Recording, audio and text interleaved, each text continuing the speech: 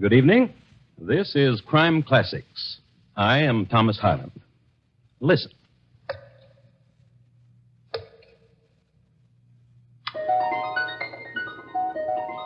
The man in nondescript uniform dropping stones into that well is a mercenary soldier, more recently a deserter.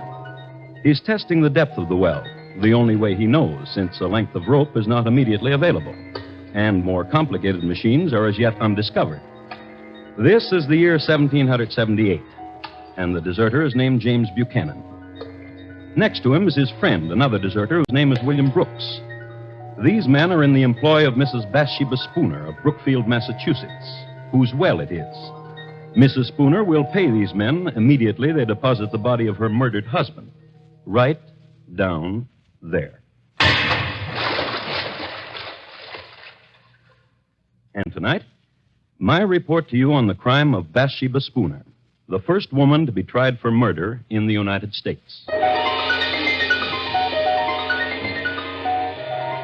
Crime Classics, a new series of true crime stories taken from the records and newspapers of every land, from every time. Your host each week, Mr. Thomas Hyland, connoisseur of crime, student of violence, and teller of murders. Now, once again, Thomas Hyland.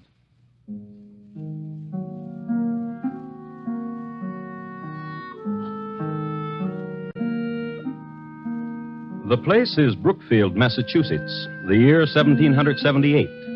Scene, the home of Joshua and Bathsheba Spooner, a large and respectable dwelling, 2 stories in height, situated on the north side of the road from Brookfield to Worcester. In the front of it, and nearly opposite on the south side of the road, are stately elms and a well. And in the living room, there's this. What manner of woman are you, Bathsheba? There's no content in you and no happiness. And what happiness have you given me? A life that dies quickly, cooking and sewing, and from you, drunken sleep. And you've not answered me. You would like to see me dead, would you not? Listen to me, Joshua. When you returned this morning from Worcester, my heart sank in me. I'd hoped you wouldn't come back. That I would have an accident. That in some way I would be killed. Yes. That you would be free then. Yes. To walk the town, newly widowed with a wandering eye. Yes. And you listen, shrew. I am your husband, and I'm your lover, and that's the way things are. Old man! Old man!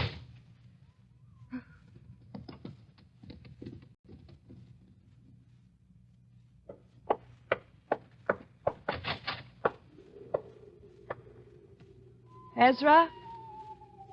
Ezra? I've been waiting. Bathsheba. Wait. No more waiting, Bathsheba. The time I was away from you with your husband in Worcester. The thinking about you. And there'll be more waiting. Until it's done. Until you kill him. I tried, but I could not. He asked me a question, my husband did. What manner of woman are you, he asked. Now I wonder. What manner of woman am I to love such as you, a youth? A boy who pretends to manhood. You without the courage to... The poison you gave me, there was no opportunity, Bathsheba. And a boy who lies. Opportunity. When it becomes nighttime, my husband becomes a drunkard. You know that. To empty the poison in the cup when you were with him, a simple thing like that you couldn't do. I swear it to you, Bathsheba. He'll die. When? Go to him now. To the tavern where he is. Empty the poison. I threw the poison away. With no courage. Bathsheba. Speak my name and bedevil yourself with it. Just kiss me, Bathsheba. No kisses. No secret whisperings. None of that. No more. Until my husband is dead. Laugh then. You'll see I mean it. There's a wench, Bathsheba, at the other end of town. And she watches me when I walk by. Then go to her. All right. Wait. Don't leave me. You almost let me go. Boy, you... Bathsheba. Kill him.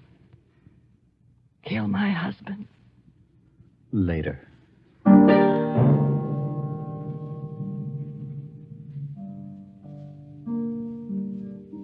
And that was Bathsheba Spooner. You've come to know her pretty well. You've seen her hating, you've seen her loving.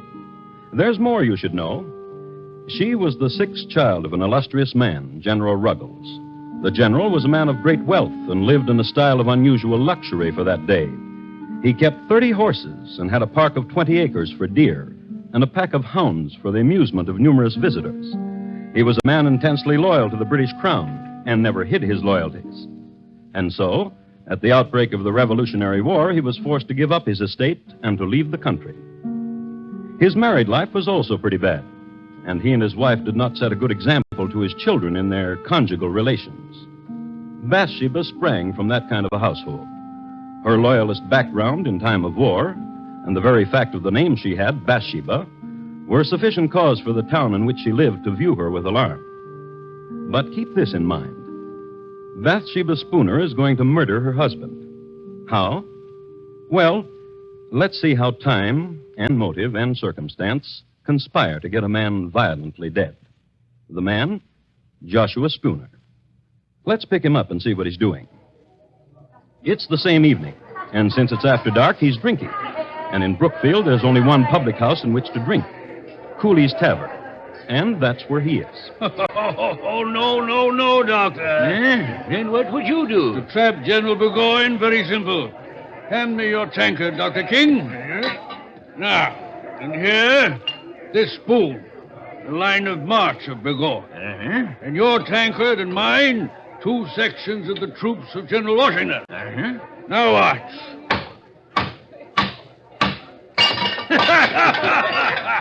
And that's how we take care of General Burgoyne. Yeah. Barkeep, more ale.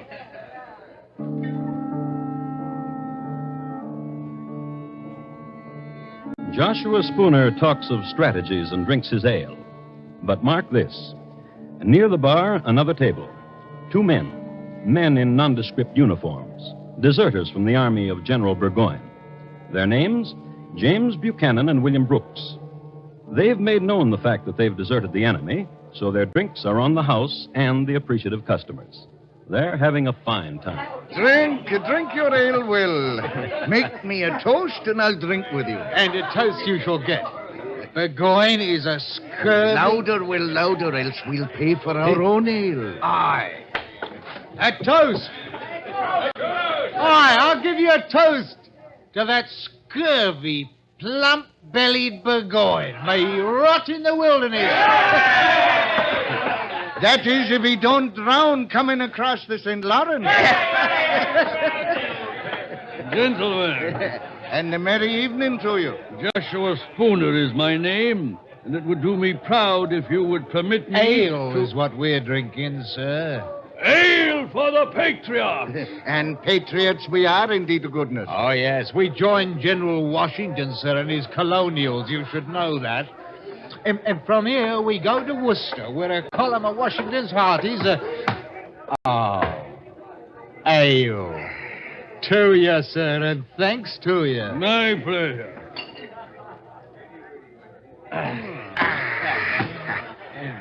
Willie, your tankard is dry, and so is mine. If you will permit me, gentlemen, it would be my pleasure. My pleasure indeed.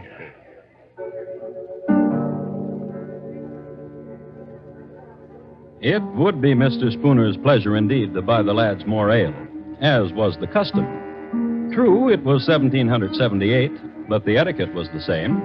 Nothing too good for our boys. And the deserters in Cooley's bar were off to join our boys.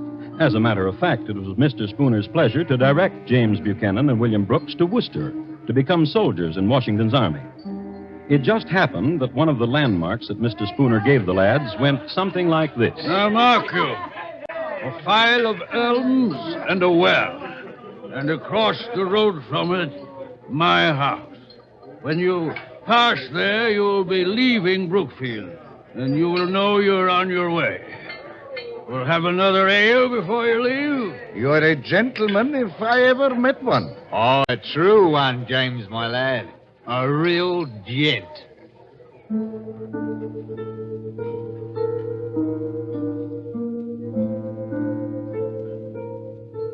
So they touched tankards, the deserters and Joshua Spooner, and they made tearful farewell.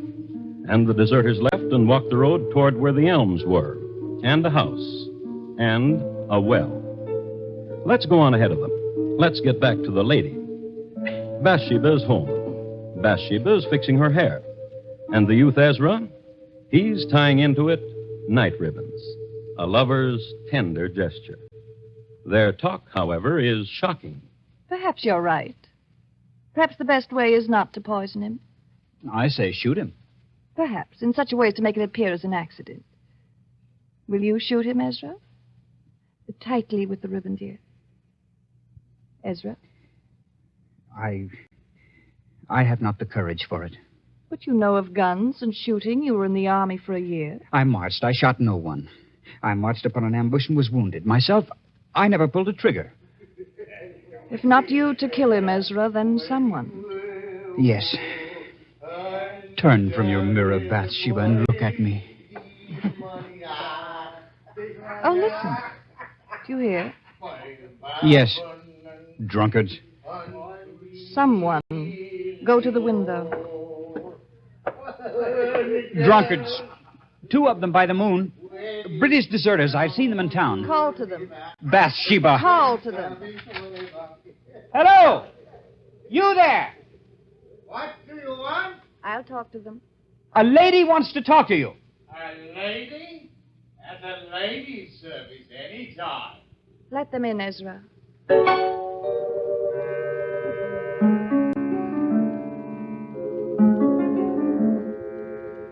The Bathsheba Spooner who greeted the deserters must have been quite a sight. Tall, long hair, and blue ribbons. There must have been a fire in the fireplace, and in all probability she was standing in front of it. Her manner was gracious, and she was smiling. Ezra served the liquor. All in all, it was the nicest thing that could possibly have happened to 2 fellows who had deserted General Burgoyne. And now, gentlemen, a question. We bow. Bow, James, my lad. Say on, my lady. How would you gentlemen like 500 pounds to see you on your long journey? Merchanul, 'twould warm the cockles, wouldn't it, Will? 'Twould. Does that answer you, my lady? And what would you do for it? There is nothing that Will and I have not done, and for less handsome payment from less handsome women. Far less. Kill my husband. This lad, the one you call Ezra. Come here, lad. The next skinny ones don't take long for twisting. Not him. Not Ezra. Not him, James. Then who? My husband will return from his drinking. Will you wait for him? Kill him? When he returns, meet him outside at the door and greet him. Will you? Not only for the money, dear lady, but for the pleasure of your presence to 2 tired soldiers. Right, James? It's the truth.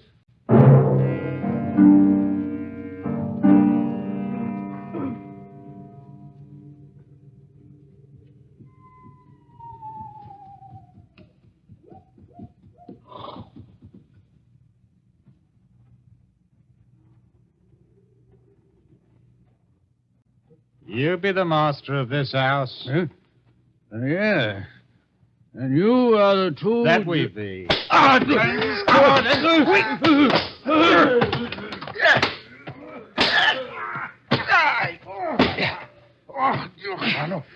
This one was a struggler, eh, Will? Get the woman. And the one she calls Ezra. Aye.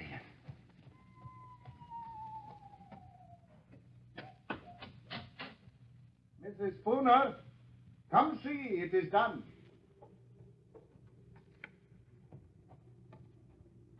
And a tidy job, if I say so myself, Mrs. Spooner. And now he's dead. What will you do with him? There's a well across the road. Aye. Give us a hand, James. And you, Ezra. There. I'll walk with you.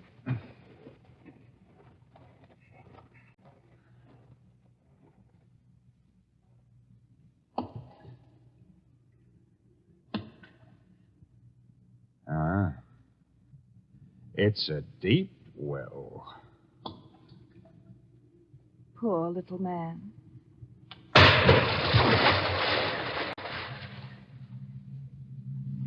And that's how Joshua Spooner died. And that's how Bathsheba Spooner killed him.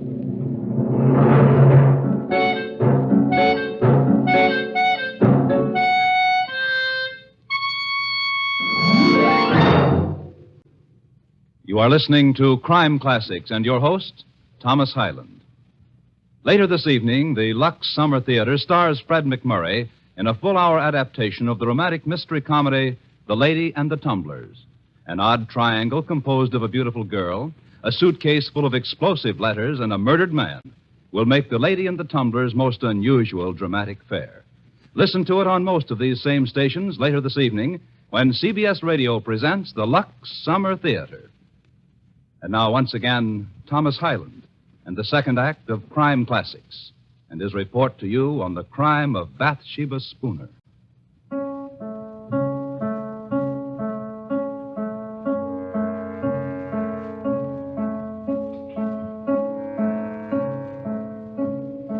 Listen to this.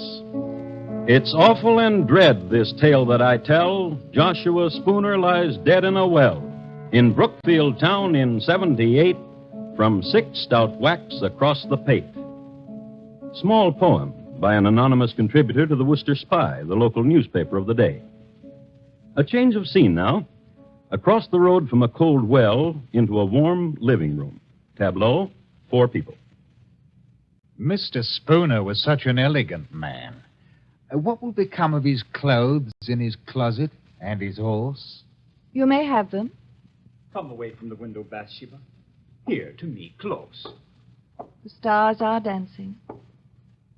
You're shivering. Are you cold? No.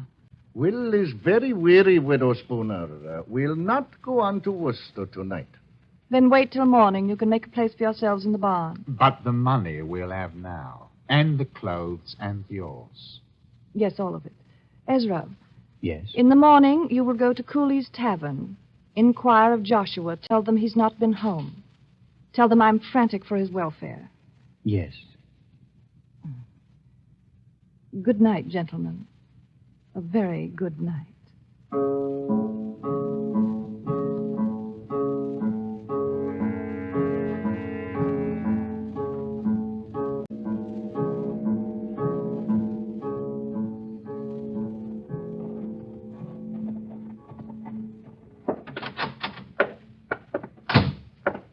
Mr. Cooley. Aye? Hot grog on a nippy morning, Mr. Ross? I've been sent to inquire of Joshua Spooner. Who sent you? The wife of him, Bathsheba. Did she now? And why? Last night he did not return home, and Mrs. Spooner is frantic for his welfare. Not home? Well, he's not here. Last night he sat right there, my lad, and discussed military strategies with the doctor. Then, to the best of my knowledge, he went home.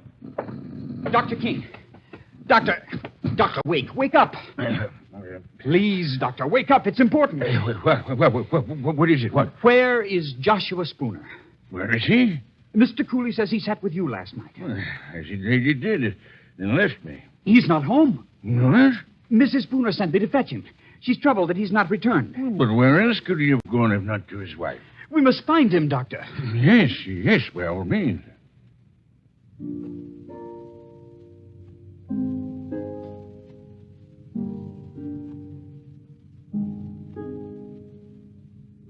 Ezra did that very well, with the precise shading of alarm in his voice, the concern. A man on an errand for a troubled lady. Everybody was impressed. Mr. Cooley closed his bar. Dr. King appealed to the neighborliness of the other customers, and everybody went looking for Joshua Spooner. Immediately, they called on Mrs. Spooner, whom they found in the greatest apparent distress. Upon an examination of the premises, in the neighborhood of the doorstep, they observed the tracks of several persons on the snow. And on further search, they found Mr. Spooner. You know where. In the well. So far, only horror and suspicions. But now, let's pick up Willie and James. They haven't left Brookfield. Stupid of them, isn't it? But then you've got to examine it from their point of view. Why become soldiers in Washington's army, especially in the winter, and suffer the privations of the military, when they could be warm and rich as a civilian? So, imagine it. 2 tatterdemalion deserters, suddenly elegant, in Mr. Spooner's clothes, which were somewhat tight-fitting. But elegance and tight-fitting are somehow akin. Now, there lived in Brookfield a certain wench whose name is lost in history. This much is known about her. She had an eye for tight elegance. This much is known about her, too, that she went riding with Willie and James on their newly acquired horse. I'll help you down. Now, James? No. Give us a bus, dearie. That's a dearie. Will, Aye. how is it we are riding Mr. Spooner's horse? Why, dearie, we don't know a Mr. Spooner. Aren't these Mr. Spooner's silver buckles? No. Aren't you wearing his clothes? These are our clothes, dearie. Come, let's ride some more. It brings the pink to your pretty cheeks.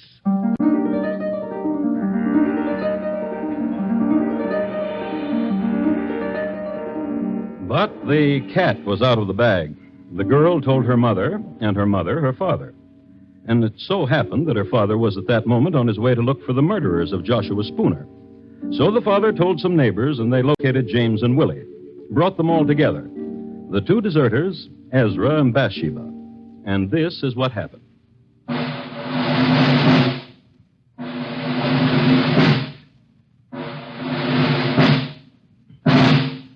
The jurors for the government and people of Massachusetts Bay in New England, upon their oath, present that William Brooks and James Buchanan and Ezra Ross in the county of Essex, not having God before their eyes, an assault did make upon Joshua Spooner, feloniously, willfully, and of their malice aforethought, on the 1st day of March last past, with force and arms, also by striking, beating, and kicking aforesaid Joshua Spooner, so as to inflict several mortal bruises, of which Joshua Spooner died.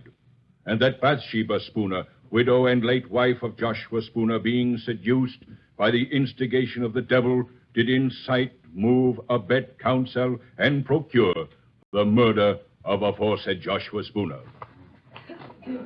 How do you plead? Not guilty. Not guilty. Not guilty. What statement have you, Bathsheba Spooner? I am the wife of the deceased.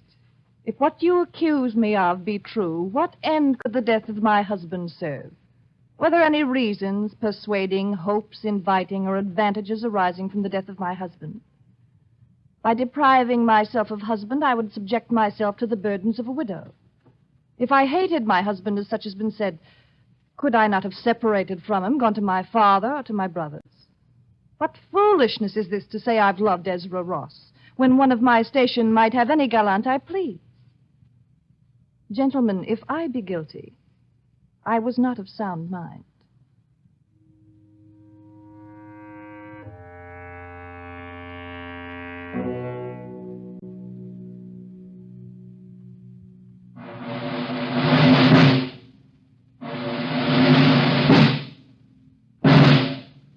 To the sheriff of our county of Essex, greetings. We command you that on Thursday, the 4th day of June next, between the hours of 12 and 4 of the clock in the afternoon, you cause William Brooks, James Buchanan, Ezra Ross, and Bathsheba Spooner to be conveyed from our jail, where they are now in your custody, to the usual place of execution, and there to be hanged by the neck until their bodies be dead.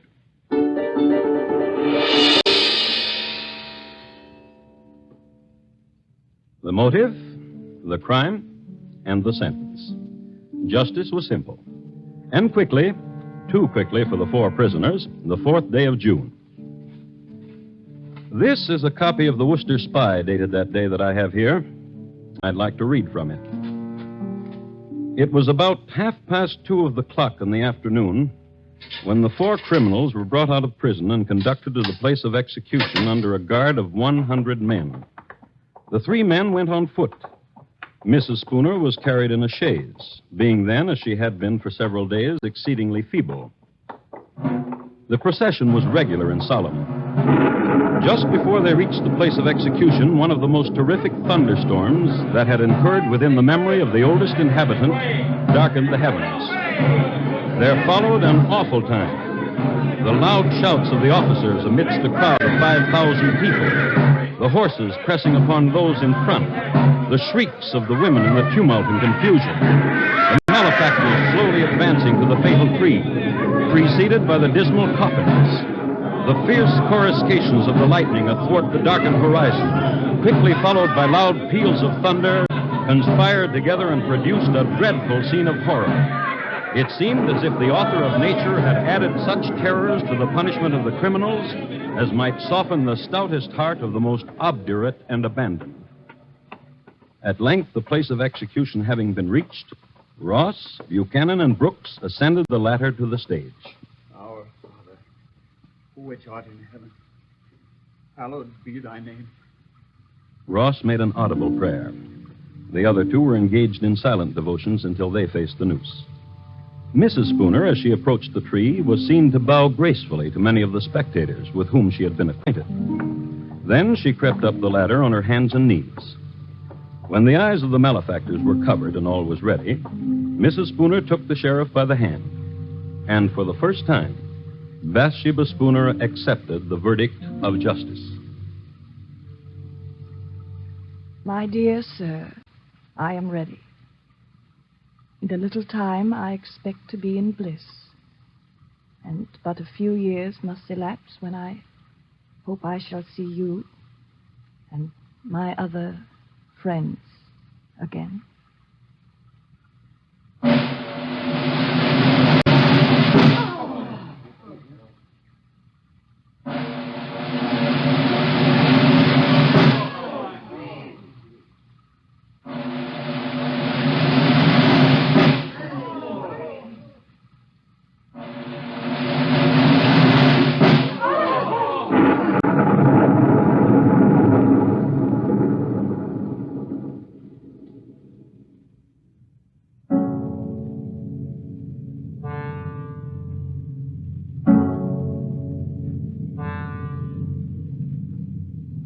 And that's the way the newspaper recorded it. This has been my report of the crime of Bathsheba Spooner, the first woman tried and executed for murder in the United States.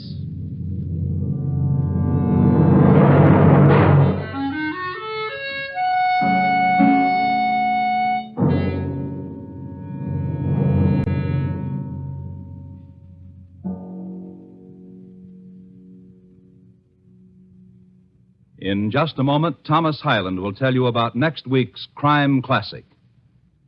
The National Blood Program has been made part of the Department of Defense. That's how vital a continuing growing stockpile is against emergencies of war or peace. In the warm weather months, donations fall off. In the first week of June alone, donations dropped 20%. This must be offset immediately. Before you go away, please phone the Red Cross for an appointment to give a pint of blood. You will enjoy your vacation more for having done it. And here again is Thomas Hyland. Next week, we'll be with you at the same time, although geography and year will change. The place? Pimlico, England. The year, 1879. My report? On the shockingly peaceful passing of Thomas Edwin Bartlett, greengrocer. Thank you. Good night. Bathsheba Spooner, tonight's crime classic, was adapted from the original court reports and newspaper accounts by Morton Fine and David Friedkin. The music was composed and conducted by Bernard Herrmann, and the program was produced and directed by Elliott Lewis. Thomas Hyland is portrayed on radio by Lou Merrill. Bathsheba Spooner was played by Mary Jane Croft.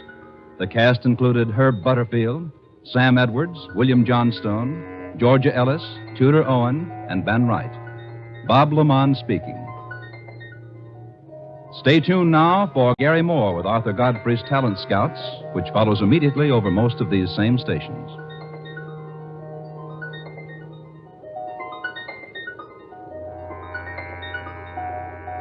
And remember, for mystery mixed with merriment, join Mr. and Mrs. North Tuesday evenings on the CBS Radio Network.